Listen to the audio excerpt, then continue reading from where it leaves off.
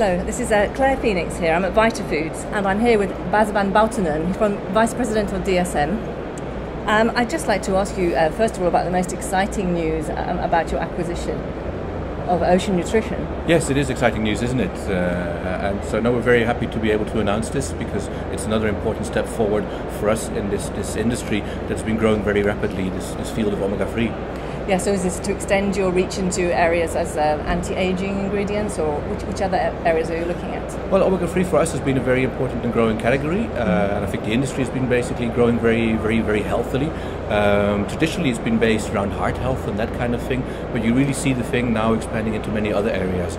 Infant nutrition, of course, has become important and is very important to DSM already with our activity there with algae DHA, with the Martech products that we have. But we see combination products coming up in maternal health. We have products coming up in eye health, where of course DHA also plays a major role.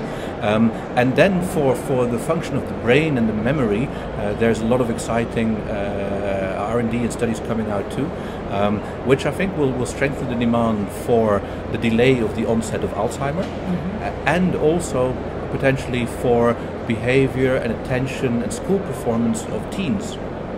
Oh, that's a fascinating area. Yes. I hadn't thought of that. I was thinking of the senior consumer, but yes, you're right. No, DHA is one of those products that really is absolutely crucial throughout the life of any individual.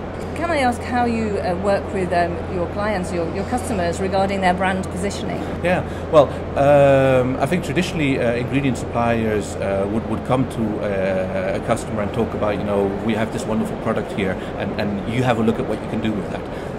But I think in the last couple of years we've increasingly realized that many brand owners actually like advice about, so what do we do with this towards our consumers, the consumers that we're trying to reach.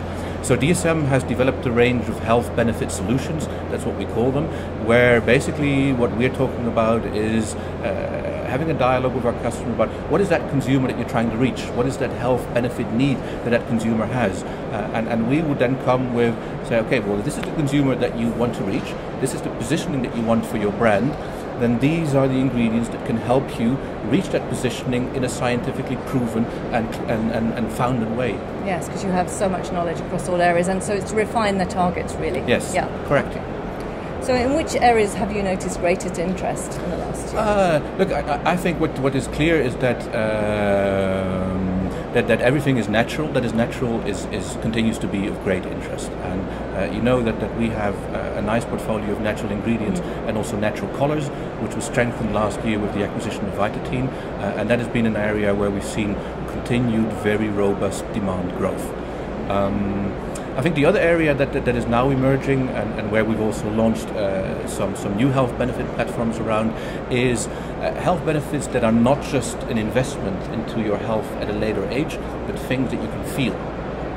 Things that you can feel now, and things that the consumer will want to come back to, not just because he knows it will be good for him or her 10 years, 20 years down the line. Immediate effect. Correct. So which sort of area? Can you give me an example? Basically, a lot of that is around mental health and well-being. So we're launching at Vitafoods now 2 additional of our health benefit platforms, and that is about energize your mind and relax your mind, and those are things that consumers will feel when they're a little bit down during the day and want to have a little boost. Of course, you can take caffeine either through a cup of coffee or through a Red Bull or whatever. But if you want to do it in a more natural, a more mild kind of way, and you don't necessarily want to have the sugar that goes along with that, then now we have, based on plant extract, a couple of concepts that will allow the consumer to do that, and we're seeing good interest in that. That's good. So how long do they take to take effect? But you feel them within minutes or okay. Pretty fast. Fine. And what about the cost of ingredients? Because this is really critical to many customers, isn't it? How do you deal with cost constraints? Well, it depends a little bit what kind of position that you're choosing. If a customer is looking at a beverage, which is a standard beverage like a juice or a dairy drink, a milk product, then the ability for them to premiumize is limited. So you then have to look at what can that positioning carry in terms of ingredients, in terms of dose of those ingredients as well. But if you want to create something more niche, more specific, then of course the short format these days is quite powerful. The short format, I think, works really well for things that you can really feel straight away. if you want to position the shot format for something which is more, let's say, of an investment kind of product, then you really need to position it as a food supplement rather than as a beverage. But if you can make the consumer feel something straight away, then also smaller formats can work very well and can capture a fantastic premium. And the stick formats, how do you see that as a future? Yeah, look, the stick format is definitely there. It's there as in a supplement space.